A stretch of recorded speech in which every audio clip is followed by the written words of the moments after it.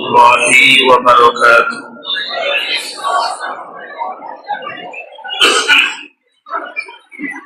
الصلاة والسلام عليك يا رسول الله. الصلاة والسلام عليك يا حبيب الله. الصلاة والسلام عليك يا شافع المذنبين. الصلاة والسلام عليك يا رحمة للعالمين.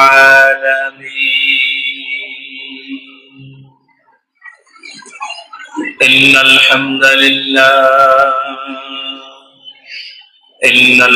لله نحمده ونستعينه ونستغفره ونعوذ بالله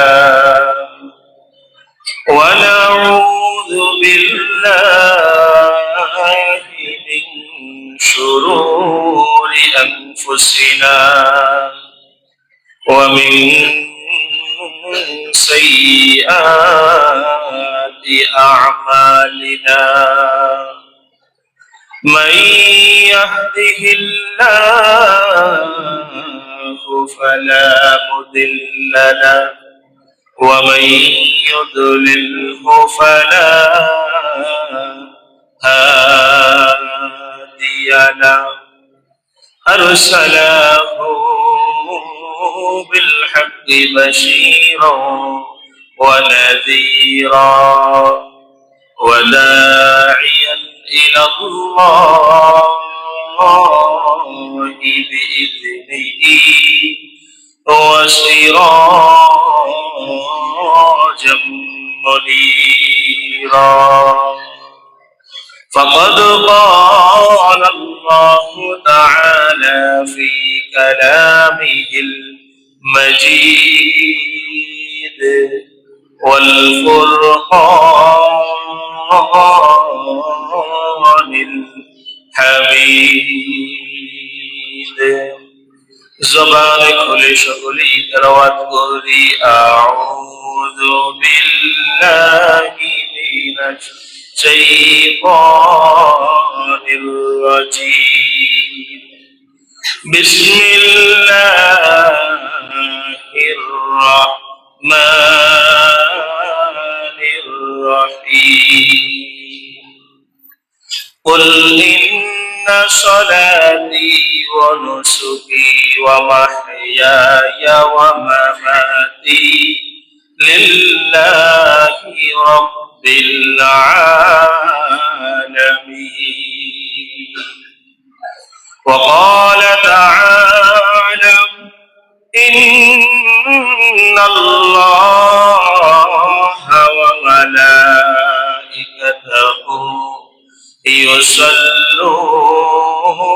يصلون على النبي يا أيها الذين آمنوا صلوا عليه وسلموا تسليما. اللهم صل على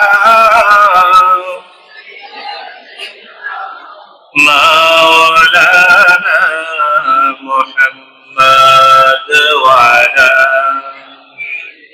سيدنا مولانا محمد. اللهم صل على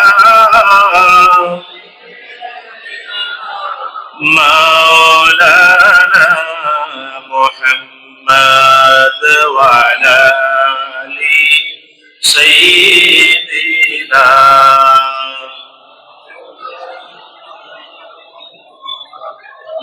ফজরের ওই আজান শুনে পাখি ছাড়ে নিশানা, কবর দেশে আছে যারা, তাদের রাতেরই পোহায় না। আল্লাহুম্মা সাল্লি আলা মাওলানা মুহাম্মদ ওয়া আলা সাইয়্যিদিনা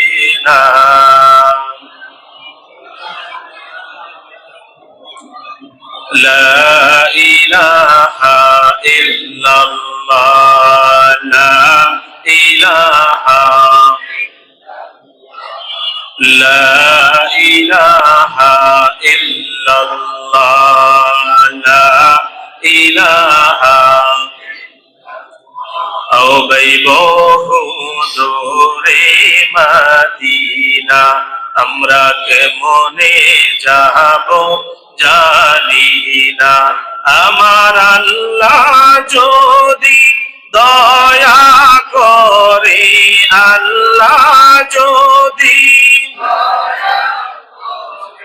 নসিব করেন মদিনা, লা ইলাহা,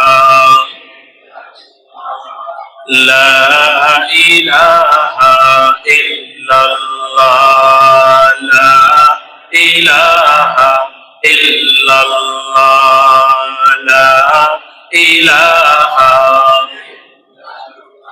লা ইলাহা ইল্লাল্লাহ মুহাম্মাদুর রাসূলুল্লাহ সাল্লাল্লাহু আলাইহি ওয়াসাল্লাম।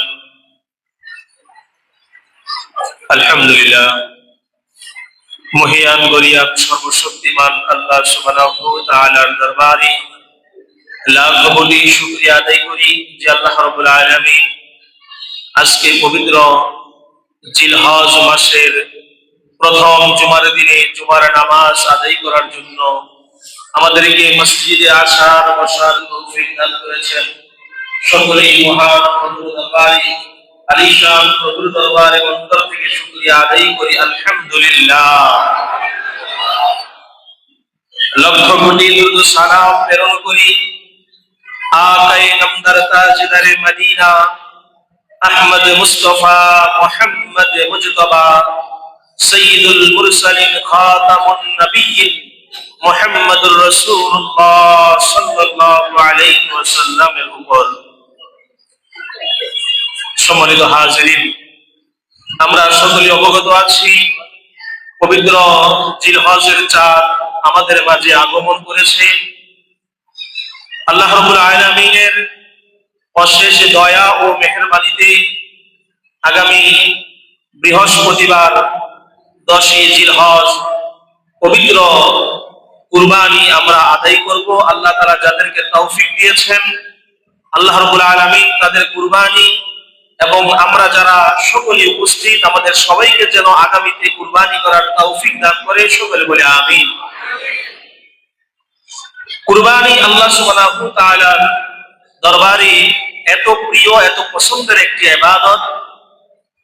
রাসূল করিম সাল্লাল্লাহু আলাইহি ওয়াসাল্লাম হাদিস মুবারকের মধ্যে ঘোষণা করেন, পবিত্র ঈদুল আজহার দিনে কুরবানির চাইতে শ্রেষ্ঠ ইবাদত আল্লাহর কাছে আর একটাও নাই। সুবহানাল্লাহ। আমরা আমাদের যে কোনো প্রয়োজনে, যে কোনো কাজে, যে কোনো মুসিবতে কিছু না কিছু কুরবানি করি। আমরা কুরবানি বলতে অনেকেই মনে করি যে পবিত্র ঈদুল আজহার দিনে আমি যে কুরবানি করলাম এটাই কুরবানি। কুরবানি শব্দটি এসেছে কুরবুন শব্দ থেকে, যার অর্থ হচ্ছে ত্যাগ করা, আল্লাহর রাস্তায় বিলিয়ে দেওয়া, আল্লাহর জন্য, আল্লাহর সন্তুষ্টির জন্য কিছু উৎসর্গ করা।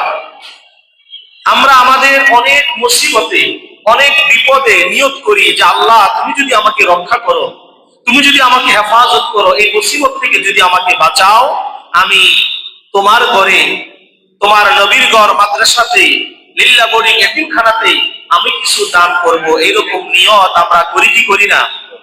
এটাও কুরবানি। আপনি আপনার সন্তানের জন্য আকিকা দিচ্ছেন, আপনার সন্তানের নামে আপনি সাদকা করছেন, আপনার বিপদ মুসিবত থেকে বাঁচার জন্য আপনি টাকা পয়সা পশু সম্পত্তি মসজিদের মধ্যে জায়গা মাদ্রাসার জন্য এই যে জায়গা আপনি আল্লাহর জন্য বিলীন করে দিচ্ছেন, আল্লাহর জন্য আপনি নিজে ব্যবহার না করে আল্লাহ ও তার হাবিবের সন্তুষ্টির জন্য এই যে আপনি নিজের সম্পদকে ত্যাগ করে দিলেন, এইটার নামই হচ্ছে কুরবানি। কুরবানির ইতিহাস অনেক প্রাচীন, অনেক লম্বা। পৃথিবীর ইতিহাস যত লম্বা, কুরবানির ইতিহাসও তত লম্বা। তার মানে পৃথিবীর শুরু থেকে এই কুরবানির প্রচলন শুরু হয়ে আসছে, এখনো পর্যন্ত চলতেছে এবং কিয়ামত পর্যন্ত এই কুরবানি থাকবে। আমরা ইতিহাস থেকে জানতে পাই যে এই যে পবিত্র কুরবানি, এই কুরবানি পৃথিবীর মধ্যে সর্বপ্রথম আল্লাহ সুবহানাহু ওয়া তাআলা এই কুরবানির ধারাবাহিকতা, কুরবানির নিয়ম, কুরবানি আল্লাহর রাস্তায় যে কিছু ত্যাগ করতে হয়, আল্লাহর রাস্তায় কিছু দিতে হয়, এই নিয়মটা আল্লাহ চালু করেছেন হযরত আদম আলাইহিস সালাতু ওয়াস সালামের সময়কাল থেকেই। সুবহানাল্লাহ। এই ইতিহাস, এই ঘটনা আমরা অনেকেই জানি। যেহেতু আজকে পবিত্র কুরবানি, পবিত্র ঈদুল আজহা এবং কুরবানি অনেক মাসলা মাসাইল নিয়ে আলোচনা হবে, সেই জন্য আমি সংক্ষিপ্তভাবে সবগুলো বিষয় থেকে অল্প অল্প করে একটু টাচ দিয়ে যাব। হযরত আদম আলাইহিস সালাতু ওয়াস সালামের সন্তানদেরকে আল্লাহ রাব্বুল আলামিন দুনিয়ায় পাঠাতেন একজন ছেলে একজন মেয়ে। প্রথমবারের যে একজন ছেলে একজন মেয়ে, আবার দ্বিতীয় বৎসরে যে একজন ছেলে একজন মেয়ে, এই তাদেরকে অদল বদল করে তাদেরকে বিবাহ শাদী দেওয়া হতো। কারণ তখনকার যুগে আপন মার পেটের সন্তানদের বিবাহ জায়েজ ছিল দুনিয়ার মধ্যে আদম সন্তান বাড়ানোর জন্য। সুবহানাল্লাহ। কারণ যদি বিবাহ না হয় তাহলে তো সন্তান বাড়বে না, বনি আদম বাড়বে না, মানুষের সংখ্যা বাড়বে না। এই মানুষের সংখ্যা বাড়ানোর জন্য যখন এই সিস্টেম আল্লাহ রাব্বুল আলামিন চালু করে দিলেন এবং আদম নবী মানতে লাগলেন, তার সন্তানদের মধ্যে হাবিল এবং কাবিল এই দুইজনের যখন বিবাহের সময় হলো, তাদের সময়কার 1 বছর আগের এবং 1 বছর পরের যে দুই বোন জন্ম নিয়েছে, এক বোন একটু সুন্দর, আরেক বোন একটু কালো শ্যাম বর্ণের। দুই ভাইয়ের মধ্যে যখন মতভেদ দেখা দিল, দুই ভাইয়ের জন্য যা নির্ধারিত আল্লাহ পাকের ফয়সালা, তারা ওইটা মানতে রাজি না। হাবিল এবং কাবিল তাদের দুইজনের এই তর্কের মাঝখানে আদম আলাইহিস সালাতু ওয়াস সালাম জানিয়ে দিলেন, শোনো, তোমাদের এই যে সিদ্ধান্ত, তোমাদের এই নিয়ম, তোমাদের রুটিন, এইটা আমি আদমের পক্ষ থেকে নয়, এইটা হচ্ছে মহান আল্লাহ পাকের পক্ষ থেকে। সুবহানাল্লাহ। হযরত আদম আলাইহিস সালাতু ওয়াস সালাম সন্তানদেরকে বুঝাতে লাগলেন, সন্তানরা মানতে রাজি না। অবশেষে আল্লাহ রাব্বুল আলামিনের কাছে যখন আদম নবী সিজদায় করে দোয়া করলেন, ওগো আল্লাহ, আপনার পক্ষ থেকে ফয়সালা দান করেন, আপনার পক্ষ থেকে আপনি নিয়মটা বলে দেন, আমার সন্তানদেরকে আমি কিভাবে সান্ত্বনা দিব, কিভাবে তাদেরকে আমি কোন যুক্তি দিয়া বুঝালে তারা বুঝবে আপনার সাহায্য চাই।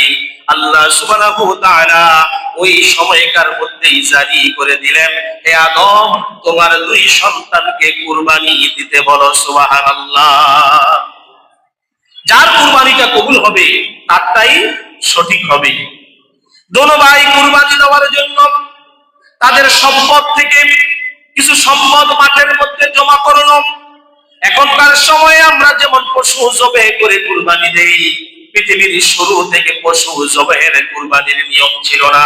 তখন নিয়ম ছিল আপনি যেই মাল, যেই সম্পদ আল্লাহর রাস্তায় কুরবানি দিবেন, ওই সম্পদটাকে আপনি খোলা মাঠের মধ্যে রেখে দিবেন। আল্লাহ যদি কবুল করে, আসমান থেকে যেমনি ভাবে বিজলি চমকায়, এমনি ভাবে বিজলি চমকানো আগুন এসে ওই মালটাকে জ্বালিয়ে পুড়িয়ে দিবে। তার মানে ওই মাল, ওই সম্পদ আল্লাহ কবুল করেছেন। সুবহানাল্লাহ।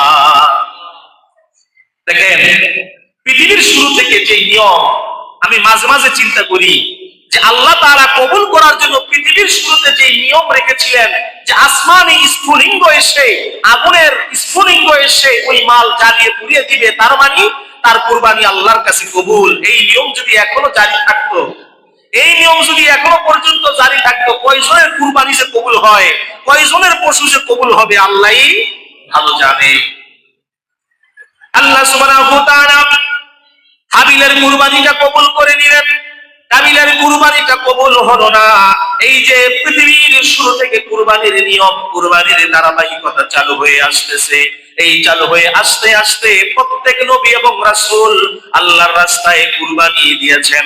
কুরবানি এমন কোন নবী নাই, এমন কোন রাসূল নাই যারা আল্লাহর রাস্তায় কুরবানি দেয় নাই। সুবহানাল্লাহ। আল্লাহ পাকের একজন জলিল কদর পয়গম্বর, দামি একজন নবী হযরতে সাইয়্যিদনা মূসা আলাইহিস সালাতু ওয়াস সালামের সময়ও আল্লাহ গাবী কুরবানি দিতে বলেছেন। যেই গাবীর ঘটনা কোরআনের সর্ববৃহৎ সূরা সূরাতুল বাকারার মধ্যে আল্লাহ ঘোষণা করে সূরার নামই গাবী রেখে দিয়েছেন। সুবহানাল্লাহ।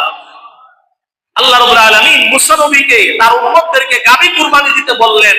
ওই গাবীর ঘটনাকে কেন্দ্র করে আল্লাহ সূরার নামই রেখে দিলেন গাবী, সূরাতুল বাকারা। এমনি ভাবে প্রত্যেক নবী রাসূল কুরবানি দিয়েছেন, প্রত্যেক নবী রাসূল আল্লাহর রাস্তায় ত্যাগ করেছেন। আর এই কুরবানির মাধ্যমে তারা আল্লাহ পাকের প্রিয় বান্দা, আল্লাহ পাকের কাছে তাদের তারা পরীক্ষায় উত্তীর্ণ হয়েছেন। এবার আসেন আপনি আমি যেই কুরবানি করি, আপনি আমি যেই কুরবানি আদায় করি, এই কুরবানি আল্লাহ রাব্বুল আলামিন আমাদের জাতির পিতা ইব্রাহিম আলাইহিস সালাতু ওয়াস সালামের সেই রেখে যাওয়া সুন্নাত কিয়ামত পর্যন্ত মুসলমানদের বিধান হিসাবে আল্লাহ জারি করে দিয়েছেন। সুবহানাল্লাহ। ইব্রাহিম আলাইহিস সালাতু ওয়াস সালাম আমাদের জাতির পিতা, তার থেকে আমাদের এই জিলহজ মাসের যত আমল আপনারা দেখেন, এই যে খানায়ে কাবা তাওয়াফ করা, এই খানায়ে কাবা তাওয়াফ করার জন্য গোটা বিশ্ববাসীকে আহ্বান জানিয়েছেন যিনি, তিনি হচ্ছেন হযরত ইব্রাহিম আলাইহিস সালাতু ওয়াস সালাম। বিগত জুমাগুলোতে আমরা আলোচনা করেছিলাম হজের বয়ানে। গত সপ্তাহে আমরা জিলহজ মাসের আলোচনা করতে গিয়ে আমরা বিস্তারিত আলোচনা করেছিলাম। তাওয়াফ করার জন্য ইব্রাহিম নবীর সেই নিয়মটাকে আমরা অনুসরণ করি। সাফা মারওয়ায় সাই করার জন্য দুই পাহাড়ের মাঝখানে দৌড়ানোর জন্য মা হাজেরা ইব্রাহিম নবীর স্ত্রীর সেই নিয়মটাকে আমরা অনুসরণ করি। আবার জমজম পানিকে যখন শীতল হয়ে যায়, এই জমজম পানিটাও ইব্রাহিম নবীর সন্তান ইসমাইলের পায়ের আঘাতের পানি। সুবহানাল্লাহ। তার মানে হজের জন্য যত নিয়ম কারণ সব ইব্রাহিম নবীর সেই কার্যক্রমগুলো। আবার কুরবানি করার জন্য যত নিয়ম কারণ সেই ইব্রাহিম নবীর কার্যক্রমগুলো। হযরত ইব্রাহিম আলাইহিস সালাতু ওয়াস সালামকে শেষ বয়সে আল্লাহ সুবহানাহু ওয়া তাআলা তাকে সন্তান দিলেন। কিতাবের বর্ণনায় আছে যখন ইব্রাহিম নবীর প্রায় ৮০ থেকে ৮৬ বছর, এই ৮৬ বছরের বৃদ্ধ মানুষকে আল্লাহ সুবহানাহু ওয়া তাআলা সন্তান দিলেন। সন্তান এমনি এমনি দেয় নাই। দুনিয়ার মধ্যে আমরা যারা মা বাবা বিবাহের পরে ৫ বছর ১০ বছর সন্তান না হলে মনের মধ্যে কত কষ্ট লাগে, মনের মধ্যে কত আহাজারি, কত রোনাজারি, আল্লাহর কাছে কত কান্নাকাটি করি, ওগো আল্লাহ আপনি সন্তান দেন, আপনি সন্তান দেন। এমনি ভাবে ৮৬ বছর পর্যন্ত ইব্রাহিম নবী আল্লাহর দরবারে দোয়া করেছেন, রব্বি হাবলি মিনাস সলিহিন, রব্বি হাবলি মিনাস সলিহিন। সুবহানাল্লাহ। ৮৬ বছর পর্যন্ত একজন আল্লাহর নবী আল্লাহর কাছে দোয়া করতেছে, আল্লাহ রব্বি হাবলি মিনাস সলিহিন, আপনি নেক সন্তান দান করেন। আল্লাহ আপনি আমাকে একটা নেককার সন্তান দেন, আমাকে সন্তান হারা ভাবে আর কত আপনি রাখবেন। ইব্রাহিম নবী আল্লাহ সুবহানাহু ওয়া তাআলার যত নবী ও রাসূল, সমস্ত নবী রাসূলদের মধ্যে সবচাইতে যিনি বড় বড় পরীক্ষা দিয়েছেন, বড় বড় পরীক্ষা দেওয়ার মধ্যে একজন নবী হলো ইব্রাহিম নবী। আল্লাহ রাব্বুল আলামিন শেষ বয়সে তার দোয়া কবুল করে তাকে প্রথম একটি সন্তান দিলেন, আর ওই সন্তানের নাম হলো ইসমাঈল। সুবহানাল্লাহ। সন্তানের নাম কি? ইসমাঈল। এর পরবর্তীতে আল্লাহ সুবহানাহু ওয়া তাআলা আবার তাকে ১০০ বছরে গিয়া যখন তার বয়স ১০০তে উপনীত হলো, তখন আল্লাহ আরেকটা সন্তান দিয়েছেন, ওই সন্তানের নাম হলো ইসহাক। আল্লাহ কোরআনুল কারীমের মধ্যে জানিয়ে দিয়েছেন, আমি আপনাকে ইসমাঈল এবং ইসহাক দান করেছি। এই প্রথম সন্তান ইসমাঈল যখন দুনিয়ার মধ্যে আগমন করলেন, আল্লাহর হুকুমে ইব্রাহিম আলাইহিস সালাতু ওয়াস সালাম এই শিশু সন্তান ইসমাইল আর সন্তানের মা হাজেরা আলাইহিস সালাতু ওয়াস সালামকে এই সিরিয়া থেকে মক্কার মরুভূমি দুদু মরু প্রান্তর, যেখানে কোনো মানুষ নাই, ঘর বাড়ি নাই, পানির ব্যবস্থা নাই, গাছগাছালি নাই, কোন ধরনের আবাদকৃত ফসল নাই, এমন জায়গায় আল্লাহর হুকুমে রেখে গেলেন। সুবহানাল্লাহ। আল্লাহর হুকুমে। দেখেন, আমরা হলে কি করতাম, যে আল্লাহ শেষ বয়সে আপনি একটা সন্তান দিলেন, এখন এই সন্তানটাকে আবার আপনি বলতেছেন মরুভূমির মধ্যে রেখে আসছে, এখানে কোনো মানুষ নাই, কোনো পশু পাখি নাই, কোনো গাছগাছালি নাই, ফসল আবাদ করার কোনো ব্যবস্থা নাই, তাহলে এগুলো খাবে কি আর থাকবে কিভাবে? দুনিয়ার মধ্যে নবী এবং রাসূলদের ঈমান, নবী এবং রাসূলদের স্ত্রী, তাদের সন্তানদের ঈমান কেমন একটিবার চিন্তা করে দেখেন। আমাদের ঈমান আর তাদের ঈমান, আমাদের আকীদা আর তাদের আকীদা কেমন?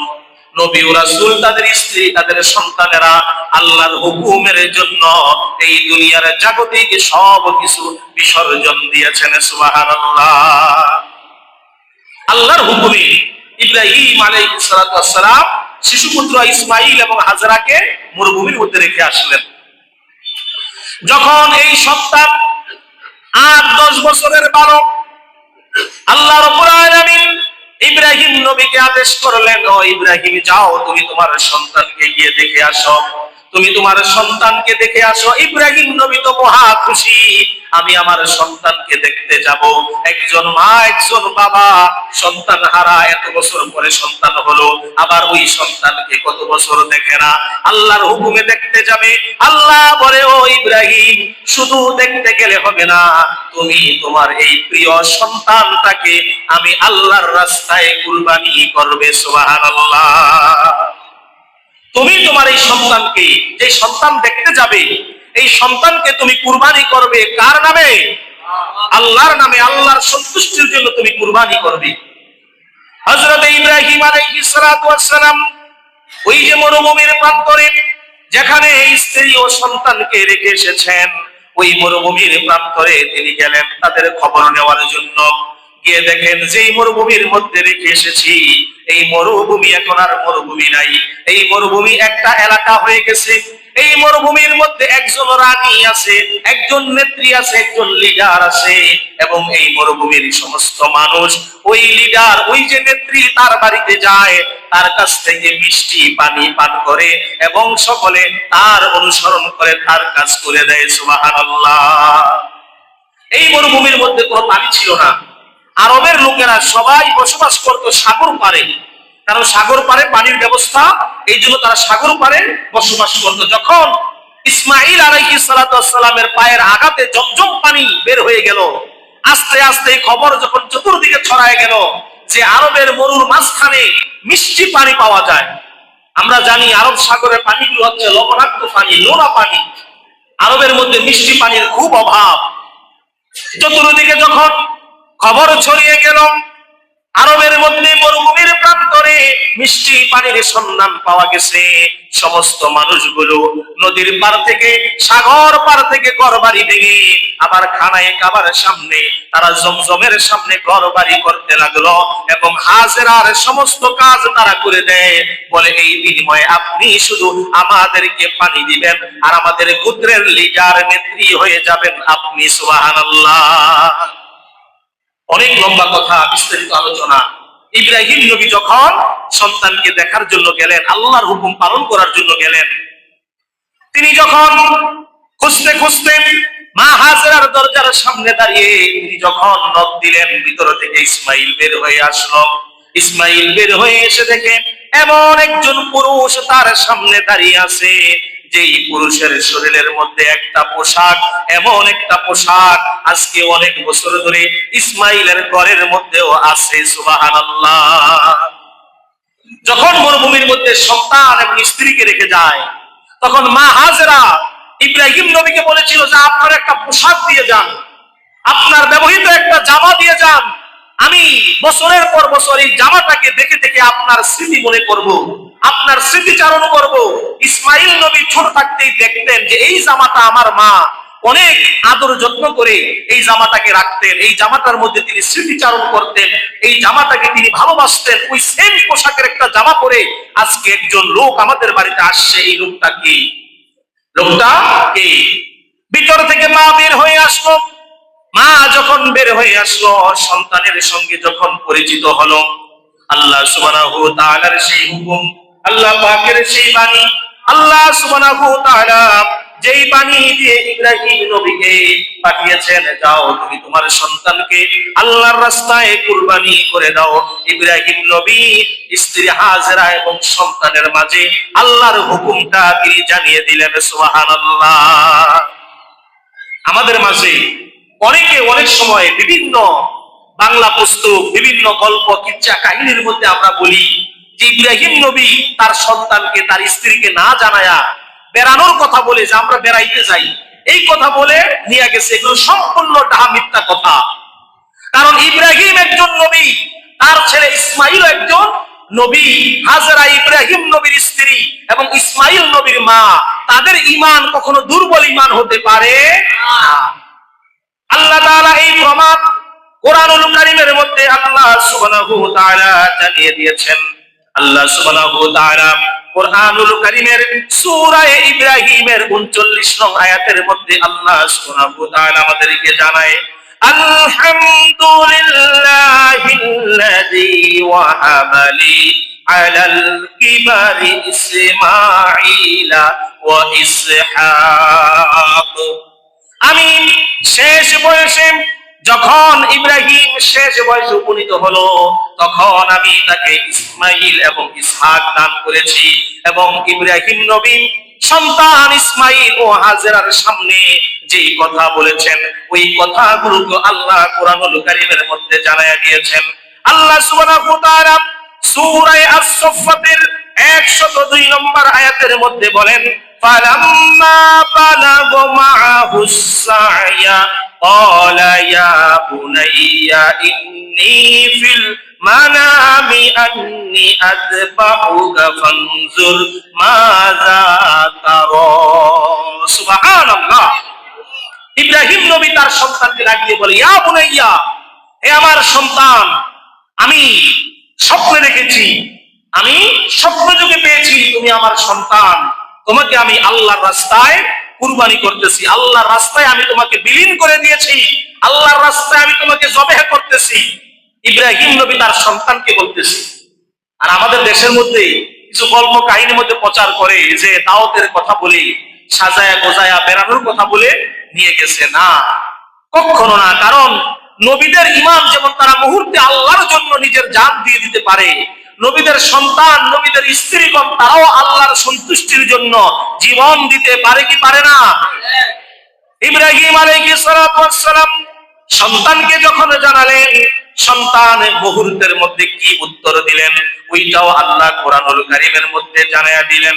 আল্লাহ সুবহানাহু ওয়া তাআলা আমাদেরকে জানায়া দিলেন, قال يا أبت افعل ما تؤمر ستجدني إن شاء الله من الصابرين। সুবহান আল্লাহ। শিশু ইসমাইল এখনো পর্যন্ত দুনিয়াদারি বোঝে না, এখনো পর্যন্ত দুনিয়ার কোন লোভ লালসা যার মধ্যে এখনো পর্যন্ত জাগতিক চিন্তা আসে নাই। এমন নাবালেক একজন সন্তান বাবাকে ডাক দিয়া বলে, ও আমার বাবা, হে আমার পিতা, আপনাকে আল্লাহর পক্ষ থেকে যে হুকুম দেওয়া হয়েছে আপনি সেই হুকুম আদায় করেন, সেই হুকুম আপনি পালন করেন। সাতাজিদুনি ইনশাআল্লাহ, আপনি আমাকে ধৈর্যশীল, আপনি আমাকে ভদ্র নম্র অবস্থায় পাবেন, ধৈর্যশীলদের অবস্থায় আপনি আমাকে পেয়ে যাবেন। সুবহানাল্লাহ। দেখেন কেমন বাবা, কেমন সন্তান। আমরা হলে আল্লাহ তুমি কেমন স্বপ্ন দেখাইলা, শেষ বয়সে তুমি একটা ছেলে দিলা, এটাকে আবার কুরবানি দিতে বলো, এইটা কোনো স্বপ্ন হলো? আমরা হলে কত ধরনের আমাদের মনের ভিতরে সংখ্যা, কত ধরনের সন্দেহ, কত ধরনের আমাদের মনের মধ্যে অবিশ্বাস জন্ম নিত। কিন্তু আল্লাহ রাব্বুল আলামিন নবীদেরকে যে স্বপ্ন দেখায়, এই স্বপ্নগুলো হচ্ছে ওহী। আল্লাহ রাব্বুল আলামিন ইব্রাহিম নবীর সন্তানকে এই স্বপ্ন বাস্তবায়ন করার জন্য নবী যখন সন্তানকে জানায়া দিলেন আর সন্তান ঘোষণা করে দিলেন সাতাজিদুনি ইনশাআল্লাহু মিনাস সাবিরিন, আপনি আমাকে ধৈর্যশীলদের অবস্থায় পাবেন, আমি অধৈর্য হব না, বেয়াদবি করব না, ছটফট করব না, আপনার সঙ্গে কোনো খারাপ আচরণ করব না, আপনি আল্লাহর পক্ষ থেকে যেই হুকুম পেয়েছেন ওই হুকুমগুলো পালন করে নেন। সুবহানাল্লাহ। আল্লাহ সুবহানাহু ওয়া তাআলার সেই হুকুম, আল্লাহ সুবহানাহু ওয়া তাআলার সেই আহকামগুলো পালন করার জন্য হযরত ইব্রাহিম আলাইহিস সালাতু ওয়াস সালাম স্ত্রী হাজরার থেকে সন্তানকে বিদায় জানায়া মিনার প্রান্তরে ছুটে গেলেন। মিনার প্রান্তরে ছুটে গেলেন। আমরা যারা হজ করতে উমরা করতে যাই আমরা দেখি যে মিনার তাঁবুগুলোর পাশেই একটা পাহাড় উপরে ছোট্ট একটা মিনার করে রাখছে, যেটাকে চিহ্নিত করে রাখছে যে এই জায়গাটাতেই ইসমাইল নবীকে কুরবানি করা হয়েছিল।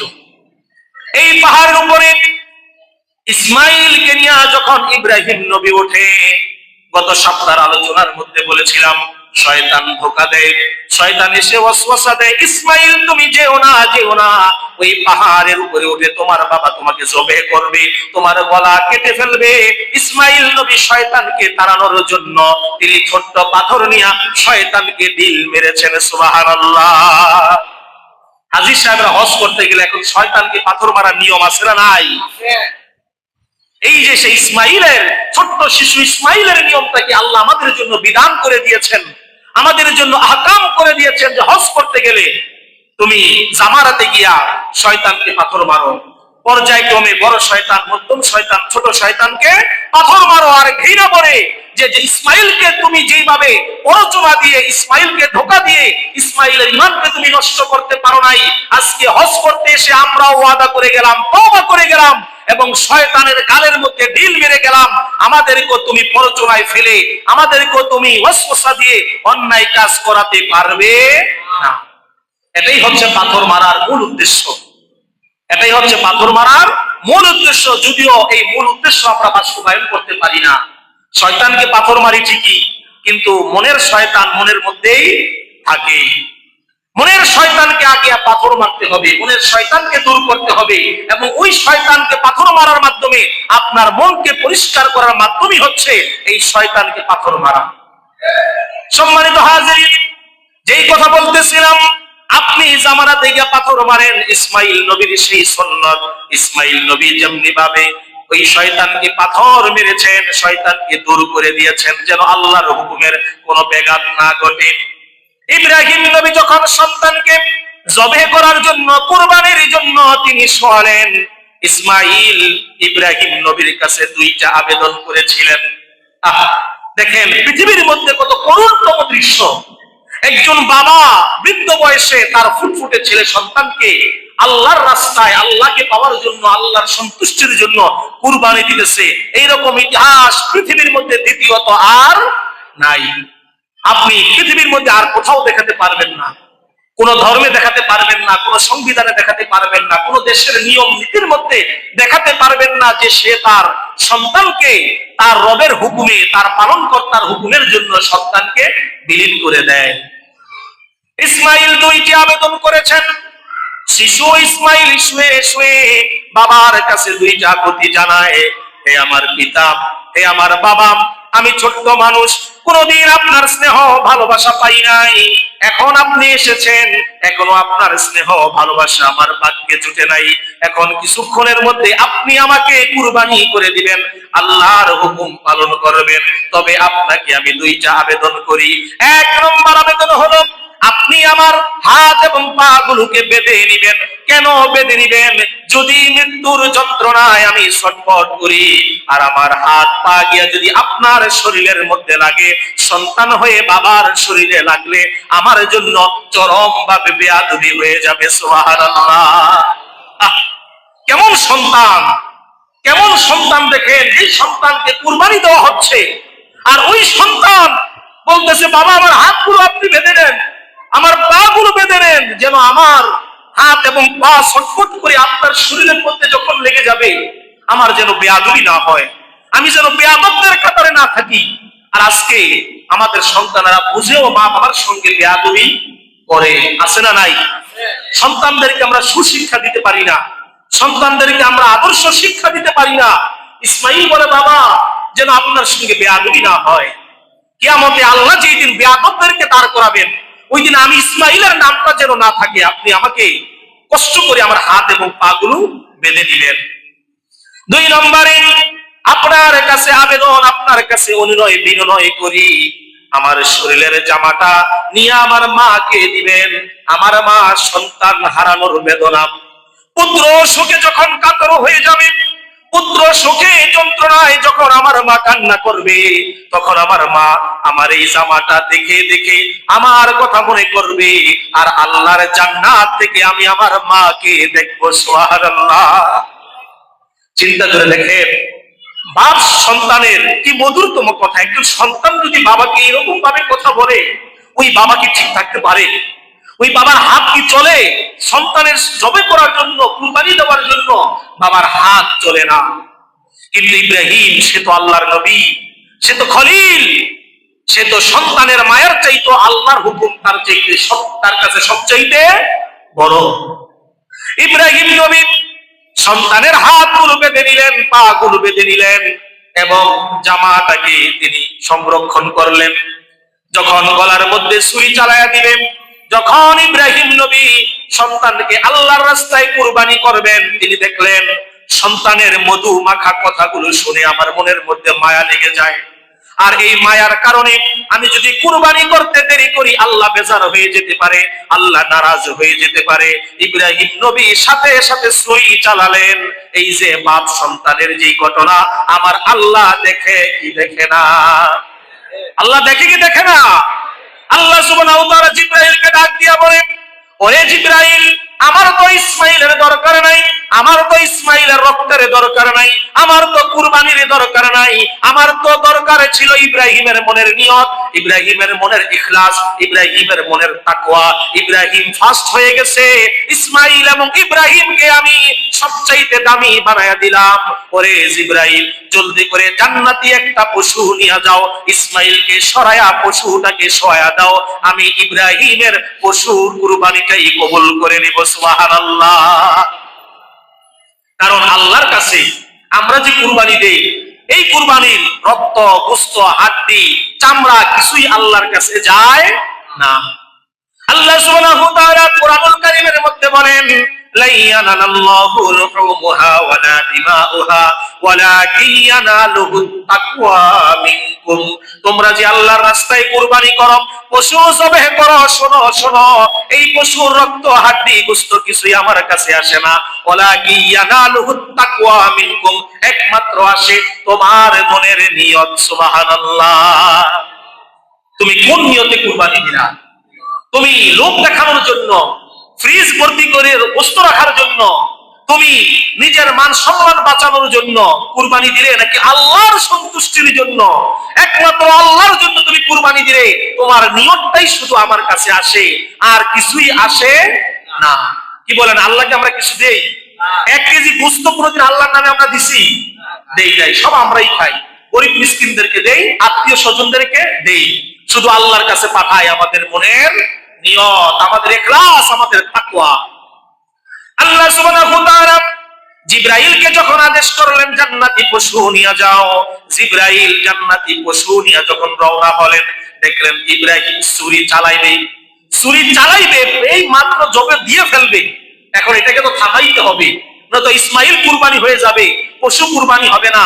আল্লাহ পাকের বিধান পালন করার জন্য সাথে সাথে জিবরাইল আসমান থেকে যখন এই পশুটা নিয়ে আসে আর তাকবীর দিতে থাকে, আল্লাহু আকবার, আল্লাহু আকবার, এতটুকুই। জিবরাইল বলছে কি? আল্লাহু আকবার, আল্লাহু আকবার। ইব্রাহিম নবী শুনলেন জিবরাইল পড়তেছে আল্লাহু আকবার, আল্লাহু আকবার। এবার ইব্রাহিম নবী পড়লেন লা ইলাহা ইল্লাল্লাহু, আল্লাহু আকবার, সুবহানাল্লাহ। জিবরাইল নিয়ে আসতেছে, দেখতে ইসমাইলকে কুরবানি দিয়ে ফেলতেছে। এখন থামানোর জন্য জিবরাইল বলতেছে আল্লাহু আকবার, আল্লাহু আকবার। ইব্রাহিম নবী তিনি শুনতে পেলেন কি রে, আসমান থেকে গায়বী আওয়াজ আসতেছে আল্লাহু আকবারের, আল্লাহর বরত্ব। তিনিও পড়লেন লা ইলাহা ইল্লাল্লাহু, আল্লাহু আকবার। আল্লাহ ছাড়া কোনো মাবুদ নাই, আল্লাহই হচ্ছে সবচাইতে বড়। এবার জিবরাইল আবার পড়লেন আল্লাহু আকবার আল্লাহু আকবার। ইব্রাহিম পড়লেন লা ইলাহা ইল্লাল্লাহ আল্লাহু আকবার। জিবরাইল বললেন আল্লাহু আকবার আল্লাহু আকবার। যখন জিবরাইল আর ইব্রাহিম এই দোয়াগুলো পড়লেন, শিশু ইসমাইল শুয়ে শুয়ে পড়তেছে ওয়ালিল্লাহিল হামদ সুবহানাল্লাহ। জিবরাইল বলতেছে আল্লাহু আকবার আল্লাহু আকবার, আর ইব্রাহিম বলতেছে লা ইলাহা ইল্লাল্লাহু আল্লাহু আকবার, আর শিশু ইসমাইল বলতেছে কি ওয়ালিল্লাহিল হামদ। সমস্ত প্রশংসা কার জন্য? আল্লাহর জন্য। আল্লাহ সুবহানাহু ওয়া তাআলার কাছে এই যে তিনজনের সমন্বিত একটা দোয়া, জিবরাইল পড়লেন, ইব্রাহিম নবী পড়লেন, ইসমাইল নবীও পড়লেন, এই তিনজনের সমন্বিত একটা দোয়াকে আল্লাহ তাকবীরে তাশরিক বলে ঘোষণা করে আমাদের জন্য ওয়াজিব করে দিলেন। এই জিলহজের চাঁদের 9 জিলহজ ফজরের নামাজ থেকে নিয়ে 13 জিলহজ আসর পর্যন্ত প্রত্যেক নামাজের পরে একবার তাকবীরে তাশরিক পড়া ওয়াজিব। সুবহানাল্লাহ। আল্লাহর কাছে বড়ই ভালো লেগেছে এই দোয়াটা, যে বাহ চমৎকার দোয়া তোমরা করেছো। এই দোয়াটা উম্মতের জন্য আল্লাহ ওয়াজিব করে দিয়েছেন। রাসূল করিম সাল্লাল্লাহু আলাইহি ওয়াসাল্লাম আমাদেরকে বিধান বলে ঘোষণা করে দিয়েছেন। আল্লাহ রাব্বুল আলামিনের ঘোষণা অনুযায়ী জিবরাইল ইসমাইলকে সরায়া ওই জান্নাতি পশু শোয়া দিলেন। জবে করার পরে ইব্রাহিম নবী জবে করার পরে তিনি দেখতে পেলেন যে আমার সন্তান এখনো অক্ষত আমার পাশে বসা, আর জান্নাতি পশু কুরবানি হয়ে গেছে। জিবরাইল বলে ওগো আল্লাহর নবী, ওগো খলিল, ওগো আল্লাহর দোস্ত, আল্লাহ তো আপনার সন্তানকে চায় না, আল্লাহ আপনার কাছে সন্তানের রক্ত চায় না, আল্লাহ চেয়েছে আপনার মনের নিয়ত। মনের নিয়তের দিকটা আপনি 1 নাম্বার হয়ে গেছেন। সুবহানাল্লাহ। আমরাও আমাদের পশু জবে করার সময়, আমরাও আমাদের পশু কুরবানি দেওয়ার সময় আল্লাহর কাছে 1 নম্বর হতে চাই কি চাই না? এখন 1 নম্বর হতে হলে পশু জবে দিতে হবে ডোনাল্ড ট্রাম্প। হ্যাঁ, 1 নম্বর হতে হলে পশুর নাম রাখতে হবে নেতানিয়াহু, পশুর নাম রাখতে হবে রহমান ডাকাত। বলে নাউজুবিল্লাহ। আছে না নাই? এটা হচ্ছে একটা কুরবানি, একটা ইবাদত। এই ইবাদতের ক্ষেত্রে দেখেন আমরা কতটা আত্মভোলা হয়ে গেছি, কতটা আমরা আমাদের মন মানসিকতা নষ্টের দিকে চলে যাচ্ছে। যে পশুটাকে আমি এনে আল্লাহর রাস্তায় কুরবানি করব, তার নাম রাখতেছি কি ডোনাল্ড ট্রাম্প। আছে না নাই? তার নাম রাখতেছে বিভিন্ন প্রকার। এগুলো বলে শেষ করা যাবে না। এই যে আপনি এই সমস্ত নামে ডাকেন, তার মানে এইটাকে ট্রল করা হচ্ছে, এটাকে নিয়ে হাসি ঠাট্টার পাত্র বানানো হচ্ছে। এক জুমার মধ্যে আমি সূরা হুজরাতের আলোচনা করতে গিয়ে আমি বলেছিলাম যে আল্লাহ সুবহানাহু ওয়া তাআলা সূরা হুজরাতের মধ্যে স্পষ্টভাবে বলে দিয়েছেন যে তোমরা কাউকে মন্দ নামে, খেতাবি নামে, সে কষ্ট পায় এমন নামে তোমরা কাউকে ডেকো না। তা আল্লাহ পশুর নাম দিছে গরু, পশুর নাম দিছে মহিষ, পশুর নাম দিছে ছাগল, পশুর নাম দিছে বেড়া, বকরি। আপনি এইটাকে ট্রল করার জন্য, হাসির পাত্র হওয়ার জন্য, ফেসবুকে ভিউ বাড়ানোর জন্য, মানুষদেরকে দেখানোর জন্য আপনি এই যে এক একটা নাম দিলেন, এইটার কোনো বিধান আছে? আমরা যদি এমনি ভাবে করতে থাকি, এক সময় দেখা যাবে যে সবাই যার যার পশুর একটা নাম দিবে। এক সময় এইটা একটা রেওয়াজে পরিণত হয়ে যাবে। মানুষ মনে করবে যে পশুর নাম না দিলে আল্লাহর কাছে কুরবানি হয় না। কি বলেন, ঠিক না? কারণ দিন যায় মানুষ এভাবে নাম দেওয়া আরম্ভ করে। তবে আল্লাহর কাছে আমার পশুকে কুরবানি দেওয়ার জন্য, কবুল করানোর জন্য এই সমস্ত অপসংস্কৃতি, এই সমস্ত এই ট্রল করা থেকে আমরা বিরত থাকবো ইনশাআল্লাহ। পশুর নির্ধারিত যে নাম, ওই নাম তো দেওয়া আছে, আমরা কেন বিভিন্ন নামে তাকে ডেকে আমাদের ফেসবুকে ভিউ বাড়ানোর জন্য, মানুষদের দেখানোর জন্য আমরা করব? তার মানে এটা তো আমার রিয়া হয়ে গেল, লোক দেখানো হয়ে গেল। এটা তো আল্লাহর রাস্তায় দেওয়া হলো না। আল্লাহ সুবহানাহু ওয়া তাআলা আমাদের কুরবানিকে সঠিকভাবে করার জন্য, কুরবানি নিয়ে কোনো ট্রল করা যাবে না, কুরবানি নিয়ে কোনো প্রতিযোগিতা করা যাবে না। আমার গরুটা অনেক বড়, অমুকের গরু ছোট, আমি গতবার দিয়েছি 2 লাখ, এবার আনছি 10 লাখ। হ্যাঁ, আমি গতবার দিয়েছি 2 লাখ টাকার, এবার দিয়েছি 10 লাখ টাকার। আমি সবচাইতে মহল্লার বড় গরু আনছি, আমি 10টা 20টা গরু আনছি। এই যে এরকম একটা প্রতিযোগিতা, এই প্রতিযোগিতা আল্লাহর কাছে কোনো দাম নাই। আল্লাহ বলে দিয়েছেন কুল ইন্না সলাতি ওয়া নুসুকি ওয়া মাহইয়ায়া ওয়া মামাতি লিল্লাহি রাব্বিল আলামিন। হে নবী, আপনি বলে দেন আমার নামাজ, আমার কুরবানি, আমার জীবন, আমার সবকিছু লিল্লাহি, একমাত্র আল্লাহর জন্য। সুবহানাল্লাহ। বলেন তো আমাদের নামাজ, আমাদের কুরবানি কার জন্য? জবান করে বলি কার জন্য? আল্লাহর জন্য। এখানে বিন্দু পরিমাণ আমরা কোন ধরনের অন্য চিন্তা করব না। আমাদের দেশের মধ্যে যত অপসংস্কৃতি, গরম আসলে যেমন এসির দাম বেড়ে যায়, কুরবানি আসলে ফ্রিজের দাম বেড়ে যায়, কি ঠিক না? আমি কি ভুল বললাম? তা কুরবানির সঙ্গে ফ্রিজের সম্পর্ক কি? আপনি বলেন। কুরবানি আসলে গরুর দাম বাড়বে, উটের দাম বাড়বে, ছাগলের দাম বাড়বে, বেড়ার দাম বাড়বে, বকরির দাম বাড়বে, ফ্রিজের দাম বাড়বে কেন? তার মানে আমরা বুঝাই যে কুরবানি আসলেই আমার একটা বড় ফ্রিজ লাগবে, আর আমি যা কুরবানি দিব ফ্রিজের মধ্যে রাখবো, এই চিন্তা করে এই যে আমাদের মধ্যে একটা মন মানসিকতা তৈরি হয়ে গেছে। এই জন্য দেখবেন টেলিভিশনের মধ্যে বিজ্ঞাপন দেয় কুরবানি আসলেই ধামাকা অফার, আছে না নাই? কুরবানি আসলেই ডিসকাউন্ট, যাতে মানুষ বেশি করে ফ্রিজ কিনে। আরে ভাই, ফ্রিজের সঙ্গে কুরবানির সম্পর্ক কি? আমি তো কুরবানি ফ্রিজের জন্য দেই নাই, আমি কুরবানি দিয়েছি আল্লাহর জন্য। আর আল্লাহর দেওয়া পশুকে আল্লাহর হাবিবের সুন্নাত মোতাবেক আমি বন্টন করে দিব। কি বলে ঠিক কিনা? যাকে আল্লাহ 2 লাখ, 5 লাখ, 10 লাখ টাকা দিয়ে কুরবানি দেওয়ার সামর্থ্য দিছে, তাকে কি আল্লাহ সারা বছর গরুর গোশত কিনে খাওয়ার সামর্থ্য দেয় নাই? বলেন দেয় নাই? আরে আপনার নিয়মিত আপনার রিজিক বাড়ায়া দিবে। আপনি কুরবানির মধ্যে যখন সঠিক নিয়ত করে কুরবানি গোশতগুলো সঠিক বন্টন করে দিলেন, সারা বছর এই গোশত খাওয়ার তৌফিক, গোশত খাওয়ার মতো রিজিক আপনাকে দান করবে কে? আল্লাহ। কারণ আল্লাহ হচ্ছেন রাজ্জাক, রিজিক দাতা। আপনি কেন এই কুরবানি দিয়ে সারা বছরের চিন্তা করবেন? আল্লাহ তো এর চাইতে ভালো রিজিক আপনার জন্য রেখে দিয়েছে। অতএব এই অপসংস্কৃতি, এই নোংরা সংস্কৃতি থেকে আমাদের বেরিয়ে আসতে হবে। আমরা ঈদ আসলেই ফ্রিজ কিনবো না, আমরা ঈদ আসলেই গরু নিয়ে প্রতিযোগিতা করব না, ঈদ আসলেই কাঠটা বড় কাঠটা ছোট এই চিন্তা করব না। চিন্তা করবো আমার নিয়ত, আল্লাহ আমাকে যা সামর্থ্য দিয়েছেন, আমার সামর্থ্য অনুযায়ী আমি 20 লাখ, 10 লাখ, 1 লাখ যা পারি সামর্থ্যের মধ্যে আমি কুরবানি করব। আল্লাহ যেন আমার কুরবানিকে কবুল করে নেয়, সকলে বলে আমিন। সম্মানিত হাজিরিন, সময় একেবারে শেষ পর্যায়ে, আমরা সংক্ষিপ্তভাবে কিছু কুরবানির মাসলা মাসাইল নিয়ে আলোচনা করি। আমরা সবাই জানি যে কুরবানি একটি বৃহৎ একটি ইবাদত, অনেক বড় একটি ইবাদত। এই ইবাদতের অনেক মাসআলা মাসাইল, অনেক নিয়ম কারণ আছে। আপনারা বিস্তারিত সব আলোচনা করে জেনে নেবেন। শুধু এতটুকুই বলে দেই, কুরবানির জন্য আল্লাহ সুবহানাহু ওয়া তাআলা এবং রাসূল করিম সাল্লাল্লাহু আলাইহি সাল্লাম সুন্নাত মোতাবেক আমাদেরকে যে পশু দিয়েছেন, সেই পশুগুলো হলো উট, গরু, মহিষ, ছাগল, ভেড়া, দুম্বা। এগুলোকে আল্লাহর রাস্তায় আমরা জবে করব। অবশ্যই কেউ উট কুরবানি দিলে ওইটার বয়স হতে হবে 5 বছর। কয় বছর? 5 বছর। গরু, মহিষ কুরবানি দেওয়ার জন্য ওইটার বয়স হতে হবে 2 বছর। বলেন কয় বছর? 2 বছর। গরু কেনার সময় অবশ্যই এই জিনিসটা খুব সাবধানতার সহিত খেয়াল করবেন, যেন এই ভুলের কারণে আমার পশুর কুরবানিটা যেন নষ্ট না হয়। গরু কেনার জন্য 2 বছর, ছাগল এর জন্য 1 বছর, ভেড়া এবং দুম্বার জন্য 1 বছর। তবে যদি ভেড়া এবং দুম্বা 7 মাস 8 মাস হলে না দুষ্টু দেখা যায়, বড় দেখা যায়, তাহলে ভেড়া এবং দুম্বা দিয়ে 8-9 মাসের ভেড়া দুম্বা দিয়ে কুরবানি দেওয়া যাবে। কিন্তু ছাগল হলে ওইটার 1 বছর হতে হবে।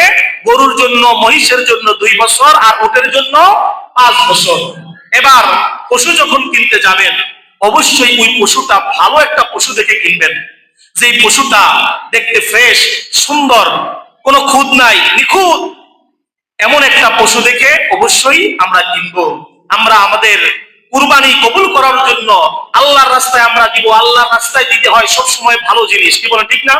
যেটা সুন্দর, যেটা দেখতে ভালো, ওইটাই আল্লাহর রাস্তায় দিতে হয়। তো অতএব আমরা সকলেই নিয়ত করব যে কুরবানির পশুটা যেন আমরা ভালোভাবে দেখে এরপর পশুটাকে আমরা ক্রয় করি, কোনো খুঁত যেন না থাকে, নিখুঁত সুন্দর একটি পশু আল্লাহ আমাদের ব্যবস্থা করে দেন, সকলে বলে আমিন। এরপর কুরবানি হবে। এই কুরবানির জন্য আল্লাহর হাবিব সাল্লাল্লাহু আলাইহি সাল্লামের সুন্নাত মোতাবেক আমরা গোশত বন্টন করব। মুহাদ্দিসিনে কেরামগণ উল্লেখ করেছেন সর্বোত্তম পদ্ধতি হচ্ছে আপনি গোশতকে 3টা ভাগ করেন। এক ভাগ নিজের জন্য, এক ভাগ আত্মীয় স্বজনের জন্য, আরেক ভাগ গরিব মিসকিনদের জন্য আপনি এমনি ভাবে দিয়ে দেন। তবে কেউ যদি নিজের জন্য অল্প গোস্ত রেখে সব মানুষদেরকে দিয়ে দেয় তাতেও কোনো গুনাহ হবে না। এটা হচ্ছে তাকওয়া। আপনার মন অনুযায়ী আপনি দিবেন। কারণ এই কুরবানি সবাইকে নিয়ে হাসি মুখে ঈদুল আজহা পালন করার জন্যই হচ্ছে কুরবানি।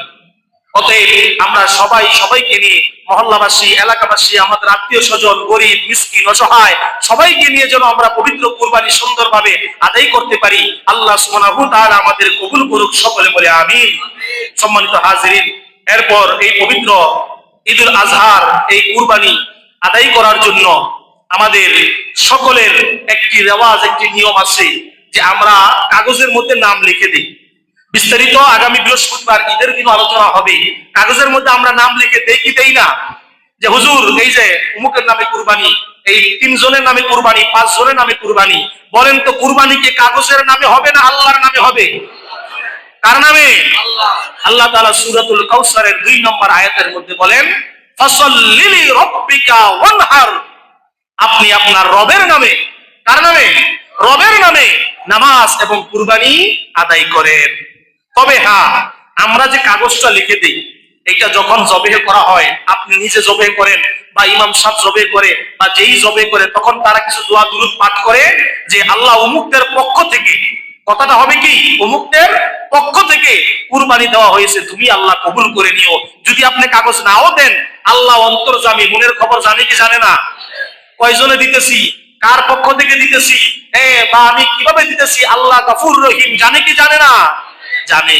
তবে যদি আপনি কাগজ দেন, নিয়ত থাকতে হবে কি যে তাদের নামে না, তাদের পক্ষ থেকে। এই ভুলটা যেন আমরা না করি। যদিও আমরা না বুঝে ভুলটা করি, যে আমরা বলি যে হুজুর এই নামে। আবার অনেকে আছে নাম দিতে গেলে এত নাম দেয়। একবার আমি একটা নাম পড়তে গিয়ে দেখলাম তার নাম, তার বাবার নাম, তার গ্রাম, তার থানা, তার জেলা সবকিছু দেওয়া আছে, শুধু মোবাইল নাম্বারটা নাই। তো আমি কুরবানি দিয়ে বললাম যে হাজী সাহেব, এখানে তো ঠিকানা একটা বাদ রাখেন নাই, সব দিছেন, কিন্তু মোবাইল নাম্বার তো দেন নাই। মোবাইল নাম্বারটাও দিয়ে দেন, আপনার সঙ্গে জিব্রাইল কানেকশন করবে, যোগাযোগ করবে। এত কিছু দরকার আছে নাই। আপনি কাগজে নাম দিল শুধু কাদের পক্ষ থেকে, যে আমরা 3 শরীক, 5 শরীক, 7 শরীকে মিলে কুরবানি দিতেছি, তাদের নাম, এই নামটা পরে দোয়া করে দিবে, এতটুকুই যথেষ্ট। আর নাম না দিলেও আল্লাহ অন্তর্যামী, আল্লাহ মনের খবর জানেন। অতএব আল্লাহ গফুর রহিম আমাদের পবিত্র ঈদুল আজহা, পবিত্র কুরবানি এবং হজের মৌসুম, হাজী সাহেবেরা হজ করার জন্য বর্তমান সকলেই মক্কা প্রান্তরে অবস্থান করতেছে। আল্লাহ তাআলা সবাইকে কবুল করুক, সকলে বলে আমিন। কুরবানির আরো যত মাসলা মাসাইল আছে আমরা সকলে সঠিকভাবে, বিশুদ্ধভাবে আমরা জেনে নিব। আর আরেকটি বিষয়, সামনে আসতেছে পবিত্র ইয়াউমুল আরাফা। গত সপ্তাহের আলোচনা আমি বলেছিলাম যে আল্লাহর হাবিব বলেছেন আরাফার দিবসের রোজা। আমি আশা রাখি এই দিবসের যে রোজা রাখে, আল্লাহ তার ভবিষ্যতের 1 বছর এবং অতীত 1 বছরের গুনাহ, এই মোট 2 বছরের গুনাহ একটা রোজার বিনিময়ে আল্লাহ মাফ করে দেয়। সুবহানাল্লাহ। তো একটা রোজার বিনিময়ে 2 বছরের গুনাহ মাফ হয়ে যায়। এবং 365 দিনের মধ্যে সবচাইতে শ্রেষ্ঠ ও দামি দিন হলো ইয়াউমুল আরাফা, 9 জিলহজের দিন। সুবহানাল্লাহ। তো ওই দিন আমরা সকলে রোজা রাখার চেষ্টা করব। তবে হ্যাঁ, রোজা রাখার ক্ষেত্রে এখন আমাদের মাঝে একটা বিতর্কিত আছে যে আমাদের দেশে যে এই দিন 9 তারিখ, ওই দিন তো সৌদি আরবে 10 তারিখ, তার মানে আরাফাত চলে যায় আমাদের দেশের 8ই জিলহজ। তবে আমি আপনাদেরকে সাজেস্ট করব যে যদি পারেন 2টা রোজা রাখেন, কারণ হাদিসের মধ্যে আছে ইয়াউমুল আরাফার রোজা। তো ইয়াউমুল আরাফার রোজা তো আরাফার দিনেরই রোজা।